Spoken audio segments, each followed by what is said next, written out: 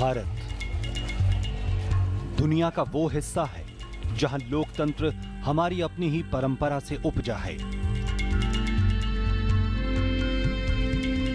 गणतंत्र की ये यात्रा आत्मसम्मान से लेकर आत्मनिर्भरता तक की भी रही,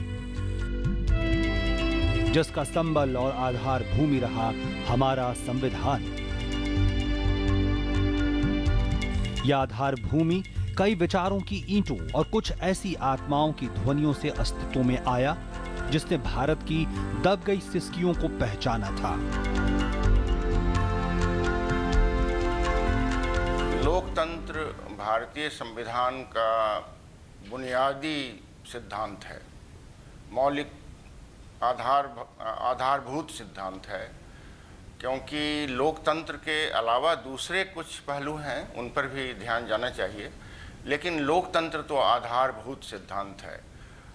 जैसे गणतंत्र एक और सिद्धांत है, जैसे sovereign socialist secular democratic Republic का जो के आइडिया जो वो प्रीएम्बुल में हैं, प्रस्तावना में हैं, ये सारे लक्षण भारतीय संविधान की आत्मा है।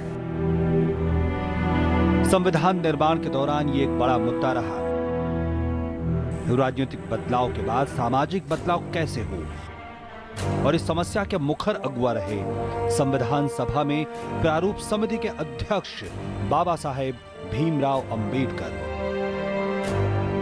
संविधान सभा में उनकी जो भूमिका थी, 7 सदस्यों के ड्राफ्ट कमेटी में, वे अकेले व्यक्ति थे जिन्होंने इस तरह से गोवर्धन पर्वत को, मैं कहूँ संविधान निर्माण के गोवर्धन पर्वत को उठाने का कार्य किया।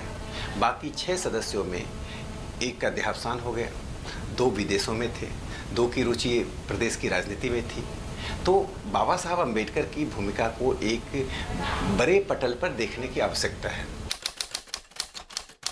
26 नवंबर 1949 को संविधान ने यह साफ शब्दों में लिखा कि समाज में पीछे रह गए लोगों को अब बराबरी का हक है। इंसान के छूने से इंसान का अपवित्र हो जाना अब बर्दाश्त नहीं होगा। अवसर की समानता को बाबा साहेब ने अधिकार में बदला और संविधान सभा ने इसे मौलिक अधिकार माना। अंबेडकर ने इसे संविधान का सबसे महत्वपूर्ण, सबसे खास हिस्सा माना। बाबा साहेब ने कहा, हमें यह ध्यान रखना चाहिए कि राजनीतिक लोकतंत्र तब तक हमारे लिए बेहतर नहीं हो सकता जब तक कि इसका आधार सामाजिक लोकतंत्र न हो। सामाजिक लोकतंत्र का मतलब है हम स्वतंत्रता, समानता और भाईचारे को जीवन के मूल्य समझेंगे।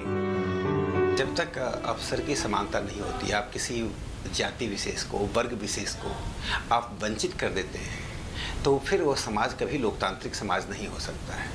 यदि आप लोकतांत्रिक समाज बनाना चाहते हैं, एक राष्ट्रीय समाज का निर्माण करना चाहते हैं, तो किसी भी वर्ग के साथ किसी भी प्रकार का अन्याय नहीं होना चाहिए। बाबा साहब की मूल अवधारणा इसी बात पर थी। एक और बात उन्होंने जो कहा था कि जो समाज का प्रत्येक वर्ग राष्ट्र का निर्माण करता है, ऐसा कहने में एक बहुत ही महत्वपूर्ण बात उन्होंने कही। वो महत्वपूर्ण बात क्या थी कि बाकी लोग कहते हैं कि राष्ट्र निर्माण में स्मृति का योगदान होता है, उन्होंने कहा राष्ट्र निर्माण में विस्मृति का भी योगदान होता है, अर्थात उन कटु अनुभवों को भूलना भी चाहिए जिस कटु अनुभव से बंधुता का निर्माण नहीं होता है। जानकारों ने तब इसे इतिहास का एक बड़ा कदम माना। चर्चिल जैसे दिग्गजों ने कहा था, एक गरीब, विविधताओं से भरपूर और बटा हुआ देश तार्किक रूप से लंबे समय तक स्वतंत्र और निष्पक्ष लोकशाही कायम नहीं रख पाएगा। लेकिन देश की प्रतिभाओं ने कुछ और ही तय कर रखा था। चर्चिल को गलत साबित करते हुए बाबा साहेब ने दुनिया के सबसे बड़े लोकतंत्र की नींव रखी।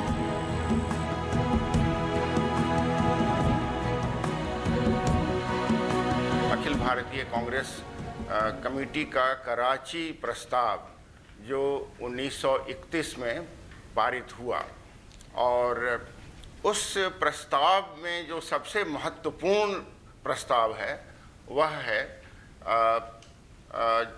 जिसमें आप मूल रूप से भारतीय संविधान के सारे मौलिक अधिकारों को पाते हैं और साथ ही directive principles of state policy के जितने सिद्धांत हैं उनका भी उल्लेख पाते हैं।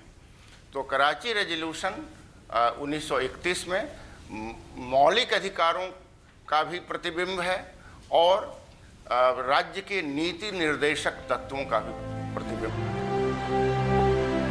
14 अप्रैल 1891 महू का सैन्य छावनी। रामजी, मालोजी सकपाल और भीमाबाई के घर भीमराव अंबेडकर का जन्म हुआ।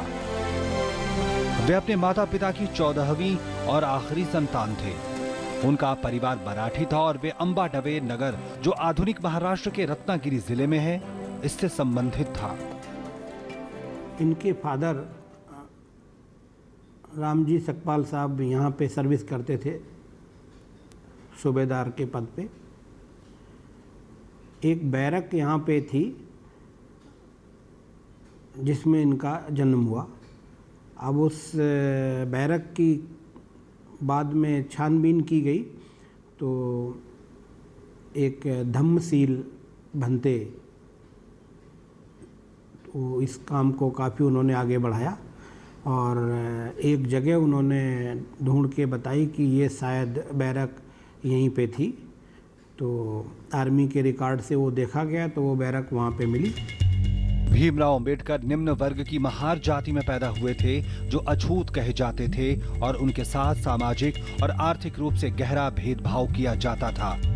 अंबेडकर के पूर्वज लंबे समय तक ब्रिटिश ईस्ट इंडिया कंपनी की सेना में रहे।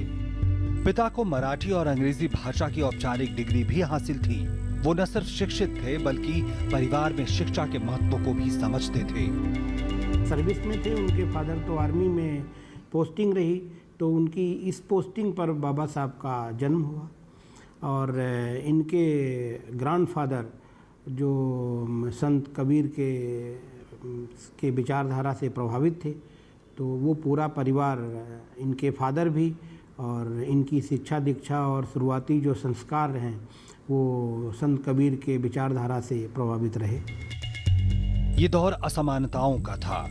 समाज में अछूत जातियां हाशिए पर खड़ी थीं। स्कूली जीवन में ही अंबेडकर को इस भेदभाव और पीड़ा से गुजरना पड़ा। सक्षम होने के बावजूद अंबेडकर और अन्य अस्पृश्य बच्चों को विद्यालय में अलग बिठाया जाता था। अपमान के इस दंश के बीच अंबेडकर और मजबूत होते गए। उन्होंने अपनी स्कूली शिक्षा किसी तरह पूरी की। उनको हर कदम कदम पर जिल्लत और ये अछूत होने की बात उनके दिल में घर कर गई। और दिल में घर करते हुए भी उन्होंने अपना इस संघर्ष के दौर में भी अपनी शिक्षा, प्राथमिक शिक्षा पूर्ण की। देखिए, बाबा साहब अंबेडकर जिस बिरादरी जाति से थे, महार जाति, उस जाति की बहुत ही दयनीय अवस्था थी महाराष्ट्र में। और उसके समकक्ष जो जातियां थीं, जिसको अनटचेबल्स, अस्पृश्य घोषित कर दिया गया था, इन अस्पृश्यों की सामाजिक, आर्थिक, राजनीतिक तीनों रूप में ये वंचित वर्ग था। इससे बाबा साहब अंबेडकर को भी उस वंचना का शिकार होना पड़ा। 1907 में मैट्रिकुलेशन की परीक्षा पास की।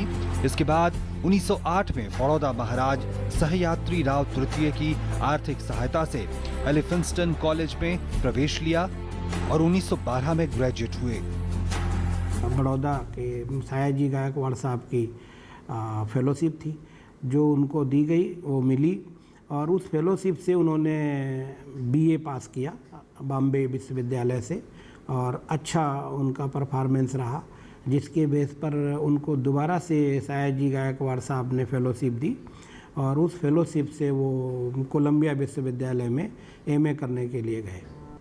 अंबेडकर ने कई साल बड़ौदा राज्य की सेवा की। बड़ौदा राज्य की सेवा में उन्हें गायकवाड़ स्कॉलरशिप दिया गया, जिसके सहारे उन्होंने अमेरिका के कोलंबिया विश्वविद्यालय से अर्थशास्त्र में एमए किया।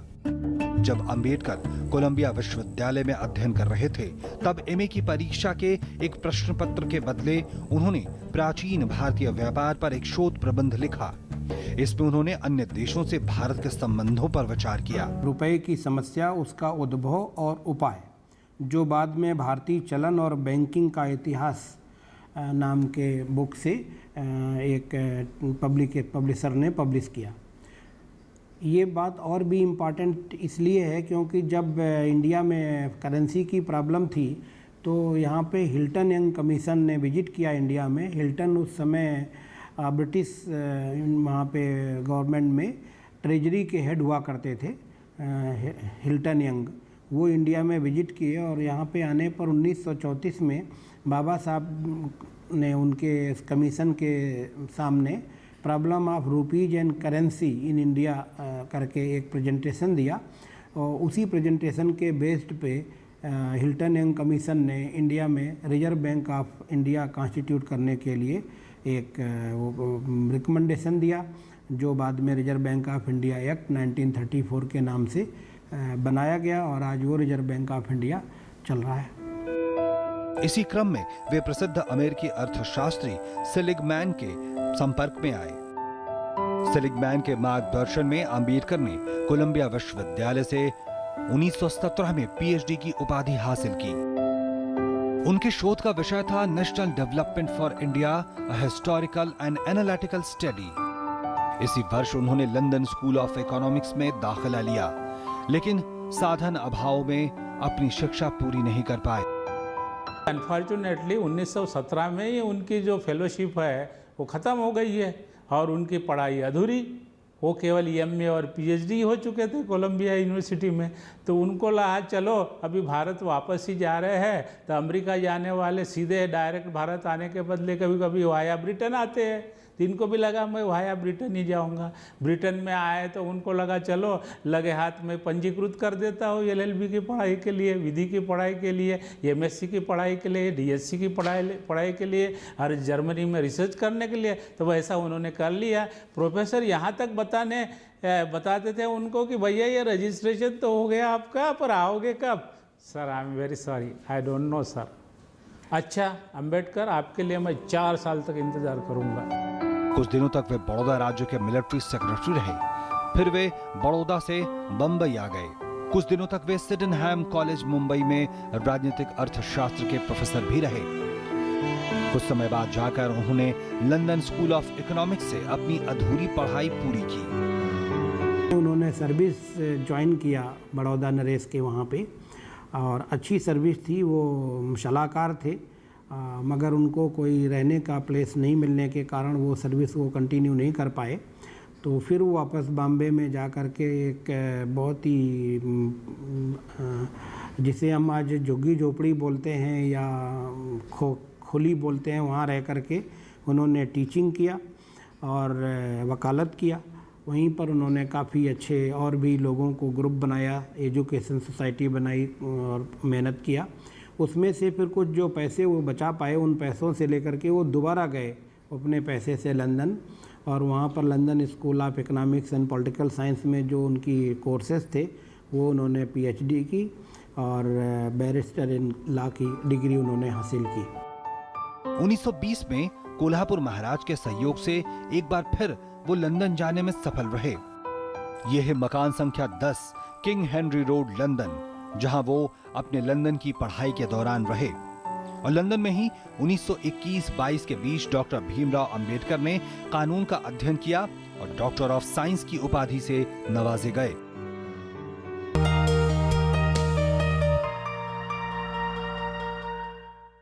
सुनो सुनो किसान भाइयों, सुनो सुनो, ओ सुनो सुनो किसान भाइयों, सुनो सुनो, सुनो सुनो किसान भाइयों, ध्यान लगाकर बात सुनो। नीम कोटेड यूरिया आया, खेती में नई क्रांति लाया। इससे यूरिया की क्षमता और बढ़े, नाइट्रोजन जमीन को बेहतर मिले, नीम के गुणों से कीटाणु मरे, पानी को दूषित ना करे। तो भाइयों, नीम कोटेड यूरिया से हो मेहनत सफल, बेहतर हो खेत, पानी और फसल। कृषि और किसान कल्याण मंत्रालय द्वारा किसान हित में जारी। उंगली थाम के जिसने चलना सिखाया, कड़ी मेहनत करके हमको पढ़ाया, हमारी खुशियों को अपनी खुशी बनाया, जिंदगी के हर सुख दुख में जो एक साया बनकर साथ रहे, ढलती उम्र में इन्हें अकेला ना छोड़ें। ध्यान रखें, माता पिता एवं वरिष्ठ नागरिक भरण पोषण एवं कल्याण अधिनियम 2007 के तहत माता पिता की देखभाल करना हमारा कर्तव्य है और उनको बेसहारा छोड़ना एक दंडनीय अपराध है। सामाजिक न्याय और अधिकारिता मंत्रालय, भारत सरकार द्वारा जनहित में जारी। प्रधानमंत्री ग्राम सड़क योजना ने हम गाँव वालों के लिए तरक्की के रास्ते खोल दिए। सड़क के गड्ढों की फोटो खींच रहे हो? कोई खास बात है क्या? अरे काका, मेरे मोबाइल फोन में मेरी सड़क ऐप है, जिससे प्रधानमंत्री ग्राम सड़क से जुड़ी कोई भी जानकारी सरकार तक भेजी जा सकती है। सड़क से जुड़े सुझाव या शिकायत पर सरकार वाजिब कार्यवाही करती है। प्रधानमंत्री ग्राम सड़क से जुड़ी कोई भी बात, मेरी सड़क एंड्रॉइड ऐप अब हर पल मेरे साथ। भारत में लगभग 3 करोड़ विकलांग जन हैं, किंतु हमारे सरकारी भवन, अस्पताल, विद्यालय विकलांग जनों के लिए सुगम्य नहीं है। यही हाल हमारे रेलवे स्टेशन, बस स्टॉप, बसों तथा रेलगाड़ियों का है। हमारी वेबसाइट्स यदि W3C सुगम्यता मापदंडों को पूरा नहीं करती तो वे दृष्टिबाधित और श्रवण बाधित व्यक्तियों के लिए पूरी तरह उपयोगी नहीं है। आइए हम बाधा रहित वातावरण का निर्माण करें। सुगम्य भारत अभियान। देश का प्रत्येक विकलांगजन अन्य सामान्य व्यक्तियों के समान स्वावलंबी होकर सम्मान और गरिमा के साथ जीवन यापन करे।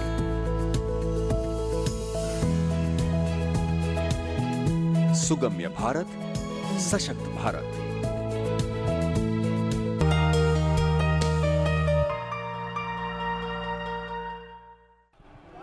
किंग हेनरी रोड पर 2050 वर्ग फीट में बनी इस इमारत को साल 2015 में महाराष्ट्र की फडणवीस सरकार ने 32 करोड़ रुपए में खरीदा और राष्ट्रीय धरोहर का दर्जा दिया।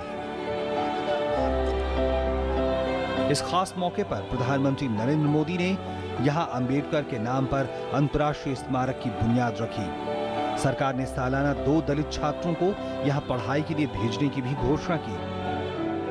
थी परम पूज्य डॉक्टर बाबा साहेब अम्बेडकर यहाँ लंदन स्कूल ऑफ इकोनॉमिक्स में जब पढ़ते थे तब यहाँ पे रहते थे और हम सभी के लिए ये बहुत बड़ी बात है।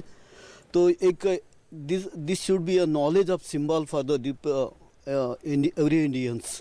ये होना चाहिए, ऐसी सबकी जनभावना को ध्यान में रखते हुए। और जो बच्चे लंदन स्कूल ऑफ इकोनॉमिक्स में पढ़े गया या एब्रॉड यूरोप में जहाँ भी पढ़ते हैं तो उनके लिए बाबा साहेब एक परम आदर्श निश्चित थे। वो जिस परिस्थितियों में यहाँ रहे और पढ़े तो निश्चित हम सबके लिए ये बड़ी बात है। और इस दृष्टि को ध्यान में रखते हुए यहाँ पे एक डॉक्टर बाबा साहब अम्बेडकर से जुड़ी हुई कुछ मेमोरियल यहाँ पे बनाने का महाराष्ट्र सरकार का और भारत सरकार का एक मानस है और वो निश्चित हम पूरा करेंगे। लंदन से पढ़ाई पूरी करने के बाद भी अध्ययन और लेखन का दौर जारी रहा। बाबा साहब अपनी किताबों में अस्पृश्यता, सामाजिक भेदभाव और दलित वर्ग पर हुए अत्याचार के बारे में लिखते रहे, उसका विरोध करते रहे। 1920 के दशक में बंबई में एक बार बोलते हुए उन्होंने साफ साफ कहा था, जहां मेरे व्यक्तिगत हित और देश हित में टकराव होगा वहां मैं देश हित को प्राथमिकता दूंगा, लेकिन जहां दलित जातियों के हित और देश के हित में टकराव होगा वहां मैं दलित जातियों को प्राथमिकता दूंगा। वे अंतिम समय तक दलित वर्ग के मसीहा बने रहे और अछूतों के उद्धार के लिए अंतिम समय तक काम किया। वो राष्ट्र निर्माण के और राजनीति में राष्ट्रीय पटल पर सक्रिय थे, लेकिन उन्होंने एक बात साफ कही थी कि दलितों के जब हित का सवाल आएगा तो उस हित के सवाल पर वो कोई समझौता नहीं करेंगे, क्योंकि उनको मालूम था कि दलितों का जब तक सशक्तिकरण नहीं होगा और उसके लिए लड़ने वाला कोई व्यक्ति जब तक सामने खड़ा नहीं होगा, जो अपने हित को त्याग करके एक सार्वजनिक हित को, सामूहिक हित को सामने नहीं रखेगा, तब तक दलितोद्धार नहीं होगा। इस दौर में दलित और पिछड़ी जातियों के लिए मंदिर के दरवाजे बंद थे। इसके विरुद्ध अंबेडकर ने कई आंदोलनों का सूत्रपात किया।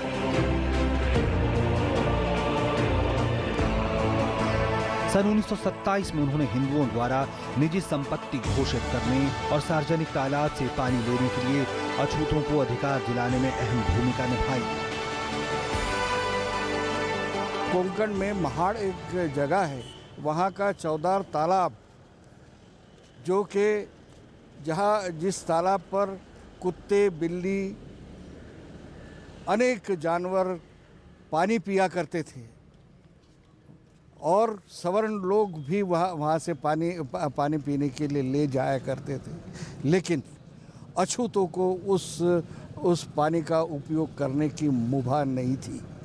तो उन्होंने महाड़ का पानी का सत्याग्रह जो दुनिया के फ्रांस की क्रांति से भी बड़ी क्रांति मानी जाती है, अपनी क्रांति शुरू की और सत्याग्रह किया पानी का, कि हम इंसान हैं, इंसान होने के नाते हमें सार्वजनिक स्थान का पानी पीने का अधिकार है।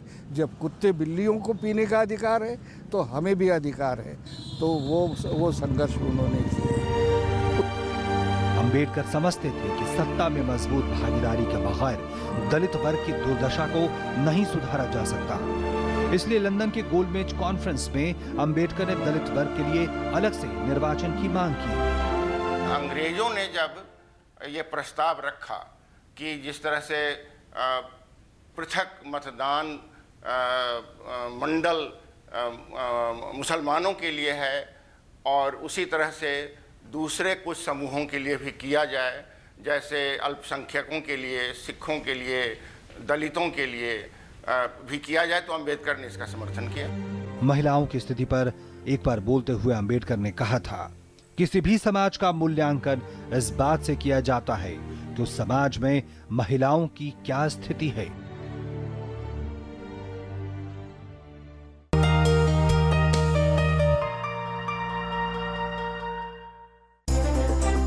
सुबह का सही आगाज ताजा खबरों के साथ, सुर्खियों के आईने से देश विदेश की सही तस्वीर और दिन के हर पहलू पर नजर। नया सवेरा सोमवार से शुक्रवार सुबह 7 बजे सिर्फ डीडी न्यूज पर।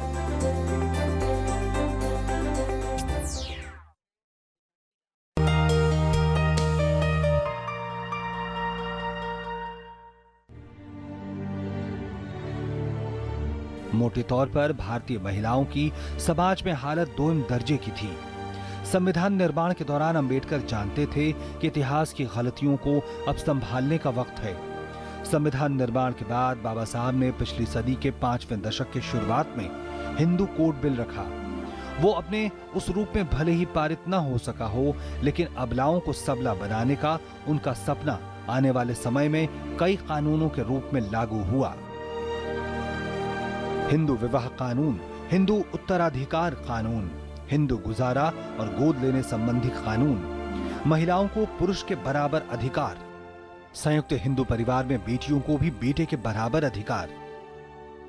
संविधान सभा में जितने भी मौलिक अधिकार या नीति निर्देशक तत्व हैं, उन सबको उन्होंने बहुत समर्थन दिया और बहुत स्ट्रांगली उनको एंडोर्स किया। जो संविधान का जो ड्राफ्ट तैयार हुआ उसमें भी उनकी बहुत महत्वपूर्ण भूमिका रही और उसमें भी महिलाओं के अधिकारों को महत्व दिया गया। न्यूयॉर्क के विख्यात कोलंबिया विश्वविद्यालय ने अपने 250 साल के इतिहास में 100 पूर्व महान विद्यार्थियों को चुना, जिन्होंने अपने क्षेत्र में महान काम किए और अपने देश और दुनिया को हमेशा के लिए बदल दिया। इस सूची में Franklin Roosevelt, David Eisenhower, Mikhail Saakashvili जैसे नाम शामिल थे। इसमें शीर्ष पर एक नाम डॉक्टर भीमराव अंबेडकर का भी था। इस सूची में शामिल विभूतियों के लिए पैमाना एक ही था कि ये अपने समय से आगे के लोग थे। आजादी के बाद वो देश के पहले कानून मंत्री बने, जिस दौरान उन्होंने कई महत्वपूर्ण कदम उठाए, जिसका फायदा देश को आज तक मिल रहा है। 300 साल की पुरानी हिस्ट्री कोलंबिया विश्वविद्यालय ने बनाई और निकाल करके देखा कि उनके 300 वर्षों में सबसे बेस्ट 100 कौन से स्कॉलर्स थे, उनमें से बाबा साहब का नाम नंबर 1 पे आया। और अपने जीवन सफर के दौरान अंबेडकर लगातार आर्थिक समानता पर जोर देते रहे। वे कहते थे, जब तक समाज के आखिरी पायदान पर खड़े व्यक्ति का विकास नहीं होगा, तब तक देश का विकास संभव नहीं है। प्रधानमंत्री नरेंद्र मोदी का सपना भी इसी पथ पर आगे बढ़ रहा है। ग्राम उदय से भारत उदय अभियान देश के गरीब मजलूम लोगों के लिए एक अभियान है, जिसका उद्देश्य है राष्ट्रीय एकता, सामाजिक समरसता, ग्रामीण अर्थव्यवस्था का आधार कृषि का विकास, पंचायती राज प्रणाली को मजबूत करना, ग्रामीण जीवन का सामाजिक और आर्थिक विकास। यही सपना था डॉक्टर भीमराव अंबेडकर का, जो आज कई कोशिशों के रास्ते पूरा होने को है।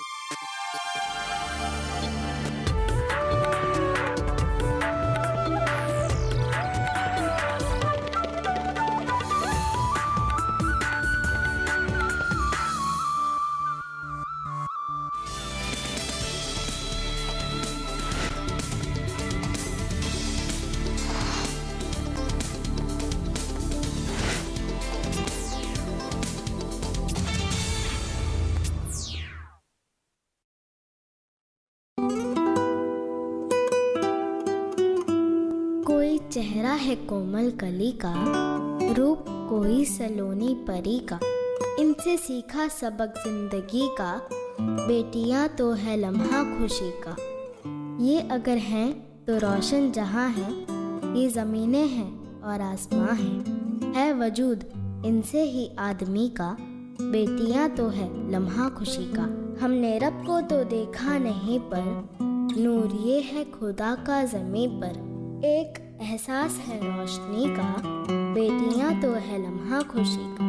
इनसे इनकी अदाएं न छीनो, इनसे इनकी सदाएं न छीनो, हक इन्हें भी तो है जिंदगी का, बेटियां तो है लम्हा खुशी का, बेटियां तो है लम्हा खुशी का।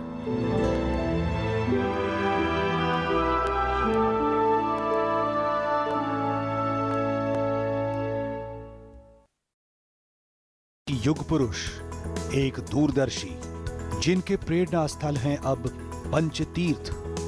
लक्ष्य है अंत्योदय हो सबल। हमारी प्रेरणा है बाबा साहेब। देखिए हमारी खास प्रस्तुति बाबा साहेब, डीडी न्यूज पर।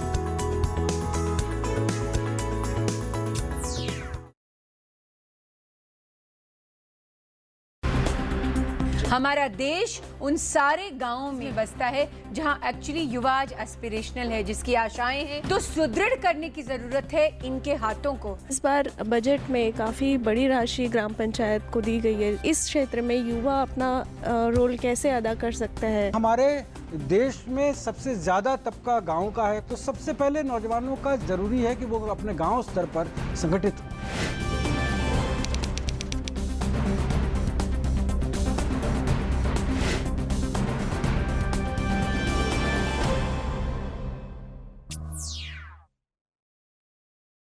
Now the National News Channel of India, live on your mobile phone. Get the news on the go. Watch top videos, get the latest news and continuous news on your mobile phone. Download DD News app now. Visit the Android Play Store, search for DD News, download the app to your phone. Get the power of information at your fingertips. DD News. Only news, complete news.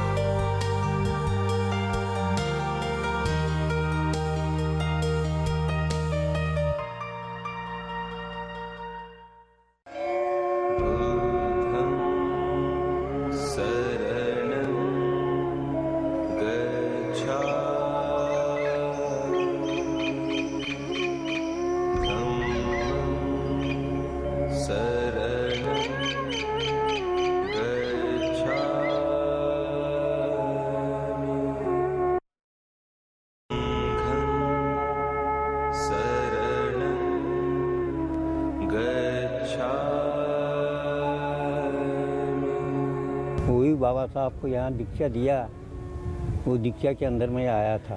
उस दिन मेरा ख्याल है कि 2-3 लाख लोग बाबा साहब ने भाषण दिया था। उनने बोले थे कि बोले शिक्षण हाथ में लो, शिक्षण बड़ी चीज़ है। मेरे जैसे अम्बेडकर हर घर में हो जाएंगे, मेरे पैर पड़ने से कुछ नहीं होता।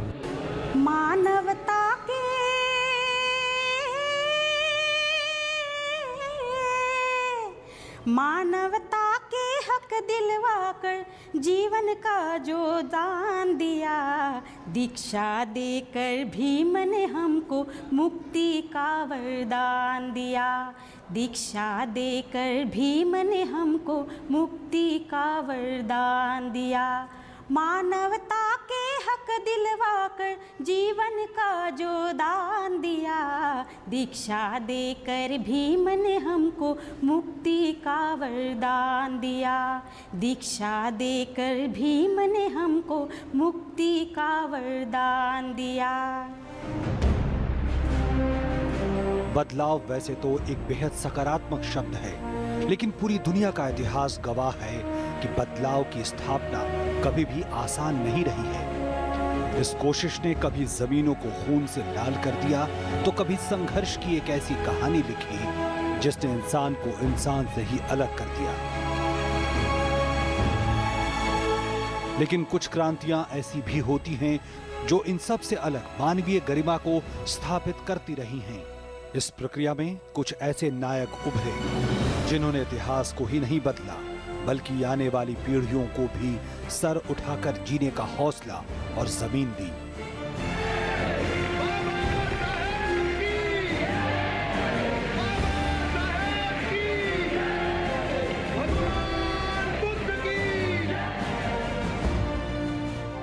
दीक्षा भूमि, आखिर यहाँ आज भी लाखों करोड़ों की संख्या में लोग हर साल क्यों आते हैं? वो शुरुआत या वो कोशिश जो सालों पहले हुई थी, क्या उस प्रेरणा को एक बार फिर से यहाँ पाने आते हैं? लेकिन आज आखिर उन प्रतीकों को, उन कोशिशों को, उस आंदोलन को हम कैसे देख सकते हैं? क्या ऐसे जब आज हम देखते हैं कि किसानों की समस्याओं को दूर करने के लिए डिजिटल इंडिया से जोड़ने की कोशिश हो रही है, या फिर कोशिश इस बात की हो रही कि कैसे गांव में बिजली पहुंच सके, ग्रामीण विद्युतीकरण का सपना पूरा हो सके? क्या इन कोशिशों में हम बाबा साहब अम्बेडकर को देख सकते हैं, जिसका सपना उन्होंने सालों पहले देखा था? जादूराव 14 अक्टूबर 1956 को इसी जगह पर हुए एक अभूतपूर्व घटना के गवाह हैं। म्हणून सध्या याचे दर्शन करायला आलेले आहे तिथे आपण, आणि म्हणजे सर्व फॅमिली मिळूनच आलेलो आहोत आम्ही। सर्व फॅमिली म्हणजे माझे मम्मी पप्पा, आजोबा, दादा, ताई सर्व आम्ही आलेलो आहोत। आणि हा प्लेस म्हणजे असं पाहण्याला एकदम मनोरंजक असं प्लेस आहे, त्या म्हणून आम्ही इथं आलेलो आहोत। आणि जसं म्हणाले की आंबेडकरांचं इथं त्यांनी दीक्षा घेतली होती। जब भी मैं नागपुर आता हूँ तब ये जगह पर आता हूँ एक दर्शन करने के लिए, क्योंकि ये दर्शन करना मतलब एक वर्ल्ड के एक ज्ञानी इंसान जो डॉक्टर बाबा साहब अम्बेडकर थे, उन्होंने जो शिक्षा दी है उस शिक्षा को लेकर आज जितने भी मंत्रालय में बैठे उनके बदौलत बैठे, अदरवाइज ये लोग नहीं बैठ सकते थे।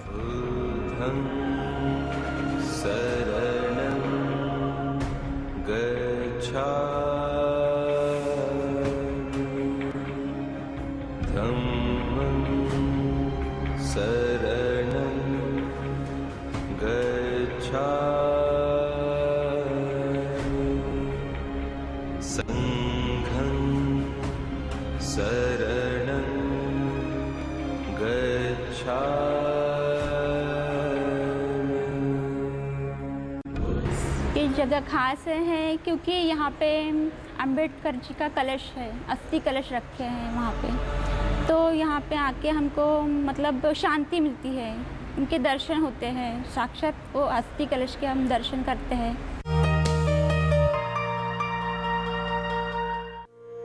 सूखा हो या बेमौसम की बरखा हो, कीड़ा लगे खेत में या दुविधा हो, बहुत ही कम प्रीमियम पे पूरी हो भरपाई, फसल बीमित रहे ऋणी या अऋणी, अब हर किसान लाभ उठाए। एक मौसम एक दर है, सब किसान बीमा कराए। प्रधानमंत्री फसल बीमा योजना से हर किसान मुस्काए। कृषि और किसान कल्याण मंत्रालय द्वारा किसान हित में जारी। आप सबने दुनिया भर में क्या मिसाल बनाई है, जिस सफाई से आपने कचरा वहीं फेंक दिया। और मन्नू आंटी क्या कूड़ा फेंकती हैं, ओलंपिक्स के गोला फेंकने वाले भी शर्मा जाएं। और ये देखिए, लक्ष्मी भाभी की सफाई तो गांव-गांव में प्रसिद्ध है। हमारे सुखिया भैया मन की करते, जहां सोचा वहीं शौच कर दिया।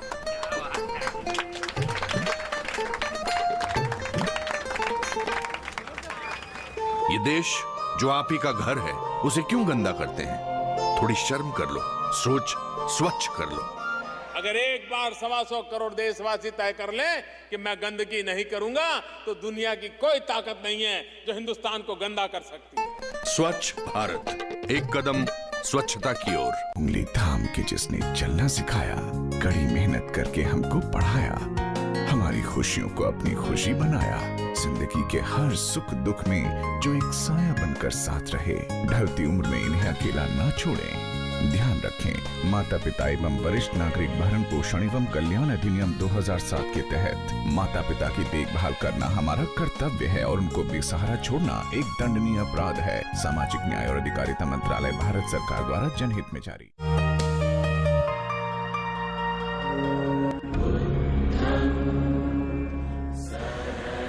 यहाँ बाबा साहब की अस्थियां रखी हैं।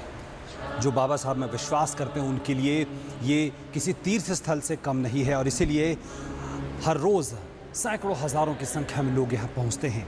और अब प्रधानमंत्री उन्होंने खुद पंचतीर्थ की संकल्पना दी है, जिसमें ये जगह भी, ये दीक्षा भूमि भी शामिल है। और एक बेहद ख़ास बात है कि राज्य सरकार ने भी इस स्थल को क्लास A का पर्यटन स्थल घोषित किया है। निश्चित तौर पर जो संदेश यहाँ से पूरी दुनिया को गया, इस तरह की कोशिशें उसे और ज़्यादा मजबूती प्रदान करेगी।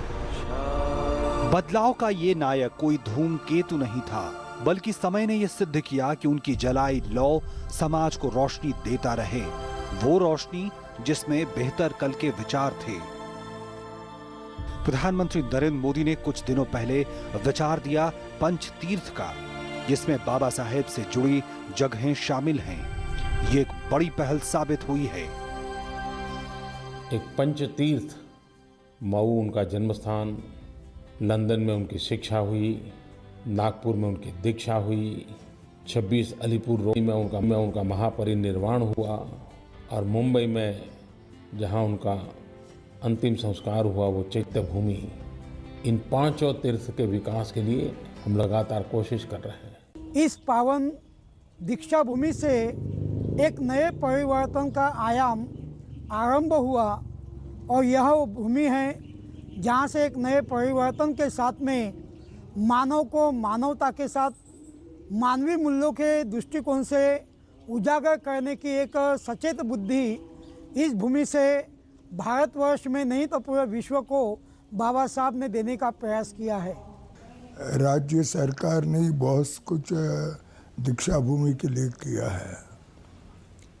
दीक्षा भूमि का एक दर्जा प्राप्त हुआ है, इसलिए ऑटोमेटिक बहुत सी सुधारनियाँ वहाँ होगी।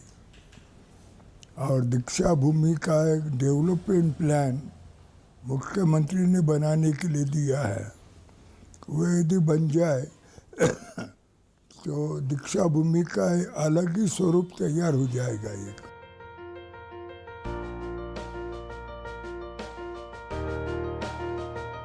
फेमस जगह है ये, ए ग्रेड मिला है, ए ग्रेड मिला इसे तो।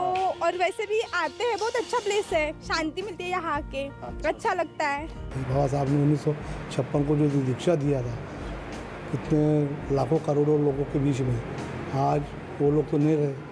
हमने भी बाबा साहब का हमारा दर्शन नहीं हो पाया। हम छोटे थे उस समय, यानी मैं 4 साल का था उस समय बाबा साहब ने दीक्षा दी, तब हम नहीं थे और ना देख पाए। तो आज उनके जो विचार है उनकी जो संकल्पना है वो हम आगे ले जाए, ये हमारी कामना है। दीक्षा भूमि नागपुर में विशाल जनसमूह को संबोधित करते डॉक्टर बाबा साहब आम्बेडकर। ये उस दिन की तस्वीर है, यानी 14 अक्टूबर 1956 की तस्वीर है, जब बाबा साहब ने धम्म परिवर्तन किया इसी जगह पे, इसी दीक्षा भूमि में। लेकिन उस दिन की खास बात क्या है, उसी दिन को क्यों चुना गया? उसी दिन को चुनने के पीछे एक बड़ा कारण ये था कि इसी दिन 2550 साल पहले अशोक मौर्य, सम्राट अशोक ने बुद्ध धर्म धारण किया था, बुद्ध धर्म अपनाया था, और उसी तारीख को बाबा साहब ने इस दीक्षा के लिए चुना और ये एक परंपरा चल पड़ी और उसी को एक तरह से बाबा साहब ने आगे बढ़ाया। ये स्तूप गवाह है धम्म चक्र प्रवर्तन के दिन की, जिसकी प्रेरणा की ज्योति आज भी जगमगा रही है। दीक्षा भूमि का निर्माण कार्य 1968 में शुरू हुआ। स्तूप का निर्माण जुलाई 1978 में हुआ और एक लंबे समय बाद 18 दिसंबर 2001 को तत्कालीन राष्ट्रपति के.आर. नारायणन ने इसे आम लोगों को समर्पित किया। तो काफ़ी लोगों का है कि नागपुर ही क्यों चुना, because it is the centre of India. सबसे बड़ी बात नाग नदी यहाँ से ये होती है। और दूसरा बात ये है कि यहाँ के जो लोग हैं वो अगर किसी को जान दे दिए तो पूरी तरह से देते, नहीं तो नहीं देते। सीधी सीधी आम आदमी की बात, सीधा सीधा मानवता के उत्थान की बात और सीधा सीधा आदमी को ऊंचा उठाने की बात जो है वो नागपुर से ही गई। और इसीलिए ये है कि नागपुर इतना इम्पोर्टेंट नहीं, बहुत ज़्यादा इम्पोर्टेंट है। प्रधानमंत्री कहते हैं कि जब सरदार पटेल देश को राजनीतिक रूप से एक कर रहे थे, तब डॉक्टर अंबेडकर संविधान के माध्यम से समाज को एक सूत्र में पिरो रहे थे। केवल दलितों के नेता है ऐसा नहीं मानता मैं, संपूर्ण राष्ट्र के नेता है ऐसा मैं मानता हूँ उनको। अब उनके कारण कहिए या और समाज में भी मानसिक परिवर्तन आया है, इसलिए दलितों के प्रति समाज में सहानुभूति की भावना है, ऐसी मेरी मान्यता है। भारतीयता को दृष्टि में रखते हुए बाबा साहब अम्बेडकर ने सदा सर्वदा अपने बुद्धिमत्ता को, अपनी लेखनी को और अपने तमाम कार्यकलापों को उजागर करने का प्रयास किया। और उन्हीं की आज धरोहर है कि पिछले 60 सालों में भी भारतवर्ष एक लोकतांत्रिक देश के रूप में माना जाता है। विश्व में उसकी एक अलग पहचान है।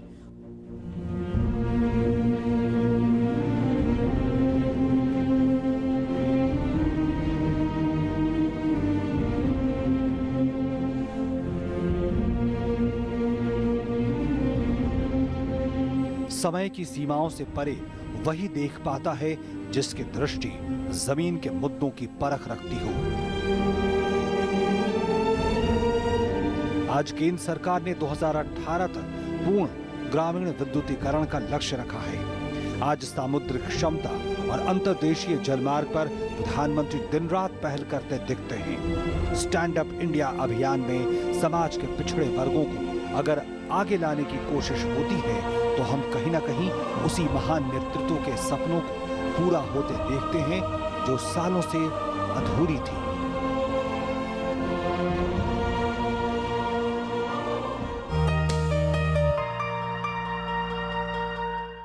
मुबारक हो सेठ जी, आखिर चौधराइन आई गई कर्जा मांगने। आओ आओ चौधराइन। राम राम सेठ जी। सुना है बिटिया की शादी तय हो गई है। हाँ सेठ जी, बहुत अच्छा घराना है। कुछ रुपए पैसों की मदद हो तो। नहीं सेठ जी, मैंने इसके लिए ग्रामीण डाक जीवन बीमा पहले से ही करा रखा है। फिर भी जरूरत हुई तो दूसरी पॉलिसी पे लोन ले लूंगी। मैं तो बस ये न्योता देने आई हूँ। ग्रामीण डाक जीवन बीमा, ताकि आपकी शान हमेशा बनी रहे। सांसद के मार्गदर्शन और ग्राम वासियों के सहयोग से हमारा गांव बने आदर्श गांव। हर जगह हो साफ सफाई, पक्की सड़कें और भरपूर हरियाली। घर घर हो बिजली, पानी और शौचालय जैसी जीवन की बुनियादी सुविधाएं। बच्चों के लिए उत्तम शिक्षा हर किसी को हासिल हो। बेहतर स्वास्थ्य सेवाएं, युवाओं के प्रशिक्षण के लिए हो कौशल्य वर्धन केंद्र, सांसद आदर्श ग्राम योजना, प्रयास सांसद का, विकास गांव का। अरे सुबह सुबह इतनी जल्दी मचा रखी है, हाँ? किससे मिलने जाना है? हाँ? 100 रुपए लिए लौटा दूंगी। अब बाय पापा। आप में से कौन कौन विदेश में हायर स्टडीज के लिए लोन लेना चाहता है? मैडम इंटरेस्ट कितना होगा? इसके लिए अब चिंता करने की कोई जरूरत नहीं है। सरकार की पढ़ो परदेश स्कीम के तहत जो भी अल्पसंख्यक स्टूडेंट विदेश में post graduate diploma, masters, MPhil, PhD जैसी हायर स्टडीज के लिए लोन लेना चाहता है, उसके इंटरेस्ट पर सरकार सब्सिडी दे रही है। यानी आपके एजुकेशन लोन का इंटरेस्ट अब सरकार चुकाएगी। अधिक जानकारी के लिए लॉग इन करें www.minorityAffairs.gov.in पर। आप हमारे हेल्पलाइन टोल फ्री नंबर 1800112001 पर भी कॉल कर सकते हैं। अब परदेस जा सकते हैं पढ़ने को। सबका साथ, सबका विकास।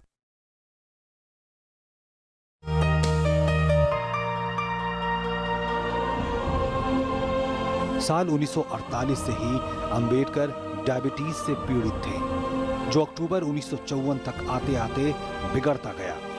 1955 तक हालात काफी बिगड़ गए। 6 दिसंबर 1956 को वो अपने दिल्ली आवास पर ही थे, जहां उन्होंने अंतिम सांसें ली। यही वो दिल्ली का वो 26 अलीपुर रोड का निवास है, जहां बाबा साहब आम्बेडकर हमें छोड़कर चले गए थे। लेकिन 6 दशक हो गए, इस घर के हालात जस के तस ही रहे। लेकिन अब प्रधानमंत्री ने इसे तीर्थ घोषित किया है, जो कि बाबा साहब से जुड़े पंच तीर्थों में शामिल है। इतना ही नहीं, ये 3 मंजिला स्मारक होगा, जिसमें बाबा साहब से जुड़ी सामग्रियां होंगी, और 14 अप्रैल 2018 को इसका उद्घाटन होगा।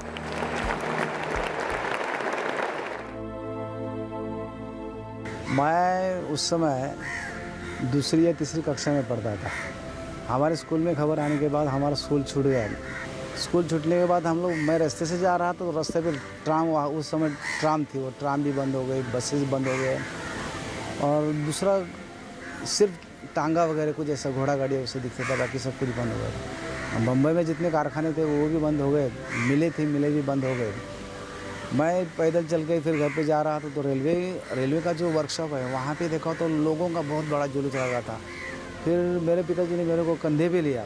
हाँ, मेरी माँ पेट से थी, उसको एक हाथ में पकड़ा, एक हाथ से उसको पकड़ा, और बड़ा भाई उसको एक हाथ से पकड़ा, और हम लोग फिर वो राजगृह का जो कंपाउंड है वहाँ तक पहुँचे, और वहाँ से हाथ लगा के हम लोगों ने ऐसा उनका अंतिम दर्शन लिया। तो उस दौरान अंतिम विधि जब हो गया तो लोग कम से कम 10 लाख तक लोग यहाँ जमा थे। यहाँ हम लोगों ने उस समय भी देखा कि घर में खाना भी नहीं बना था या भूख भी नहीं लगती थी। 14 अक्टूबर 1956 को नागपुर में दीक्षा भूमि में एक अभूतपूर्व काम को अंजाम देने के लगभग 1.5 महीने बाद बाबा साहब ने अब अपनी अंतिम सांसें दिल्ली के अपने अलीपुर निवास पर ली, और उसके बाद वहां से 7 दिसंबर को यहीं चैत्य भूमि में, यही दादर चौपाटी में उनका अंतिम संस्कार हुआ। और तब से ये जगह कईयों के लिए, लाखों करोड़ों के लिए, पूरे भारतवासियों के लिए एक बहुमूल्य जगह बन गई, एक प्रेरणा का स्थल बन गई।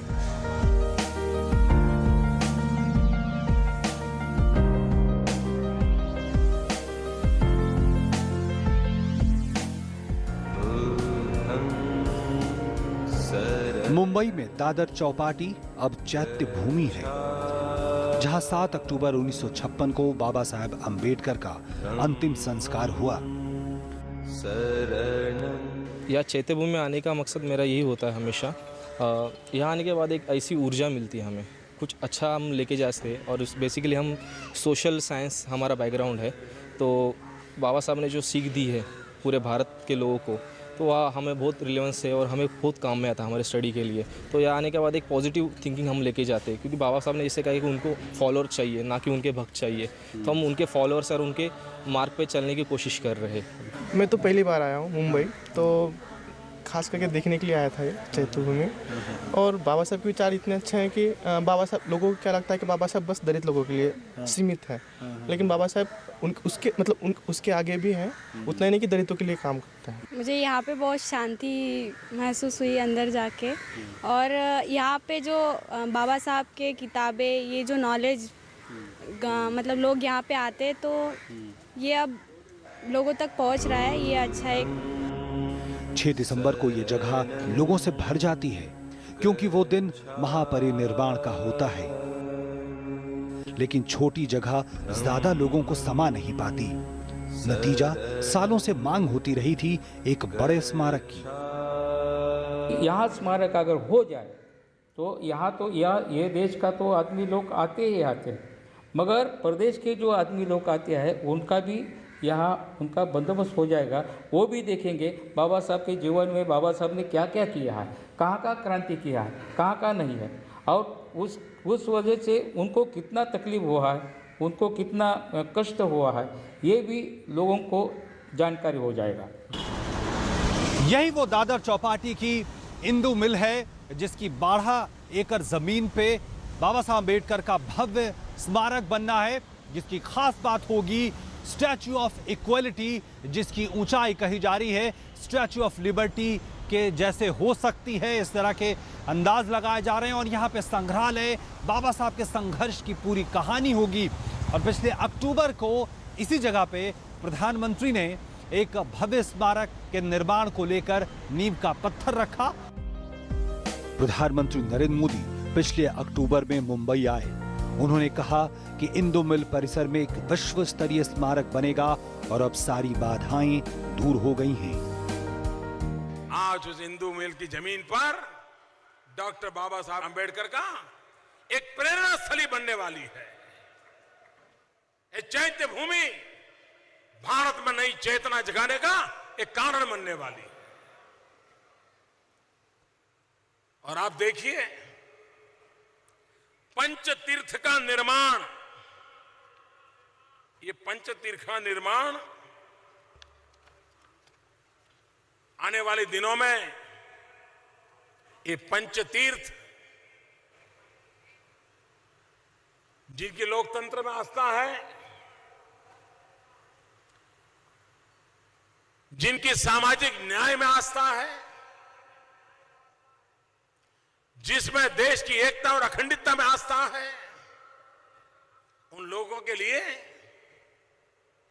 ये तीर्थाटन के यात्रा के धाम बनने वाले हैं। तो मेमोरियल से डेफिनेटली लोगों को, जिनको नहीं पता है, वो बाबा साहब के बारे में ज़्यादा पता चलेगा। जब बाबा साहब के बारे में पता चलेगा तो बाबा साहब के विचारों के बारे में भी पता चलेगा। बाबा साहब के विचारों के बारे में पता चलेगा तो बाबा साहब को पढ़ा जाएगा। बाबा साहब को पढ़ाया जाएगा तो कहीं ना कहीं बाबा साहब के विचारों को इम्प्लीमेंट किया जाएगा, लोगों की सोच में बदलाव आएगा। इंसान को इंसान के साथ इंसानियत का, समानता का जो व्यवहार मिलना चाहिए, समान अधिकार मिलना चाहिए, इसके लिए जो बाबा साहब ने जो संघर्ष किया, उस संघर्ष को एक नया आयाम देने का प्रयास मान लो भारत सरकार करती है, तो तहे दिल से हम चाहेंगे कि भारतवर्ष में बाबा साहब के जयंती को एक अच्छा आयाम देने का प्रयास किया जा रहा है। देश की नब्ज को ही परखते हुए वो समाज के अंतिम व्यक्ति की बात करते हैं। समाज में, संविधान में उन्होंने पक्का किया कि विकास की धारा में पीछे रह गए हिस्सों को आगे लाने का विश्वास देना होगा, चाहे इसका नजरिया आरक्षण हो या समानता की हर स्तर पर गारंटी। उन्होंने साफ तौर पर कहा कि राजनीतिक लोकतंत्र तब तक हमारे लिए बेहतर नहीं हो सकता जब तक कि इसका आधार सामाजिक लोकतंत्र न हो। अभावों और चुनौतियों से निकले भीमराव जानते थे, संविधान के शब्द एक देश को राजनीतिक तौर पर ही खड़ा करने के लिए जरूरी नहीं, बल्कि महान इतिहास को ला दे इस देश के इंसानों के आने वाले कल के लिए एक मौका, एक अवसर है।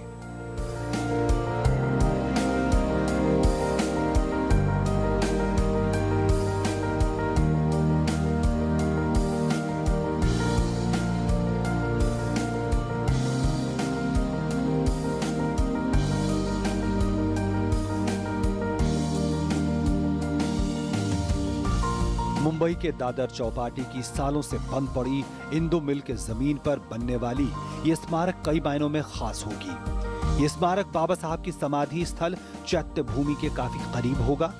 इस स्मारक में बुद्ध स्तूप के आकार से प्रेरणा लेकर खुला गुंबद होगा। साथ ही एक साथ 10,000 लोगों के लिए विपश्यना की जगह उपलब्ध होगी। करीब 2.5 साल में 350 करोड़ रुपए की लागत से ये स्मारक बनेगा। इसके जरिए बाबा साहब आम्बेडकर के जीवन का संघर्ष लोगों के सामने आएगा। शिक्षित बने, संघर्ष करें और खुद को संगठित करें। अपने बच्चों को पढ़ाइए, उनके अंदर ये भावना पैदा कीजिए कि जिंदगी में उन्हें बड़ा आदमी बनना है। प्रधानमंत्री जी का अच्छा निर्णय है कि बाबा साहब की फिलॉसफी लोगों तक पहुंचाए, संविधान की फिलॉसफी पहुंचाए, तो लोग बाबा साहब के लाइफ एंड मिशन को जानकर, हम लोगों ने बाबा साहब का लाइफ एंड मिशन पढ़ा तो हमने अपने आप में बदलाव लाया, हमने उन्नति करी। आज तक यूएनओ में कभी भी किसी की जयंती नहीं बनाई गई। पहली बार है यूएनओ में जयंती बनाई जा रही है। इसके पहले Nelson Mandela, Martin Luther king के कार्यक्रम हुए हैं और ये फर्स्ट भारतीय है और फर्स्ट वर्ल्ड के इंसान है जिसकी जयंती वहाँ पे मनाई जा रही है। संविधान निर्माण के ही वक्त आम्बेडकर ने कहा था कि हम एक विरोधाभासों के दौर में प्रवेश कर रहे हैं, जहां कानूनी अधिकार तो हैं, लेकिन समाज में काफी कुछ होना बाकी है।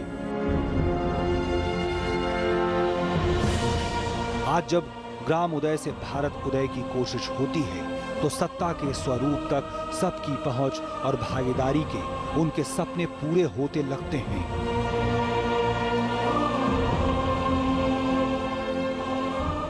किसान ने कर्ज लिया हुआ है और जैसे फसल होती है दाम गिर जाते हैं, बेचारा मजबूर होता है उसमें बेचने के लिए।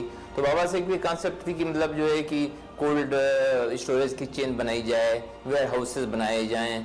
सो ये जो मैनिपुलेशन मिडिल मैन करते हैं कि जैसे किसान की फसल आई, दाम एकदम से गिर गए और जब मतलब वो 4-5 महीने हो गए तो दाम बढ़ गए। तो कोऑपरेटिव फार्मिंग जो कॉन्सेप्ट थी बाबा साहब की और जो ये क्रॉप इंश्योरेंस थी, ये that would have taken care of. आज अगर खेती और किसानी के लिए फायदेमंद और कमाई के उचित मूल्य की बात प्रधानमंत्री करते हैं, तो हम आम्बेडकर की ओर एक कदम और बढ़ जाते हैं। कदम उठ गए हैं और सफलता पाने से चूकने का कोई कारण दिखता नहीं।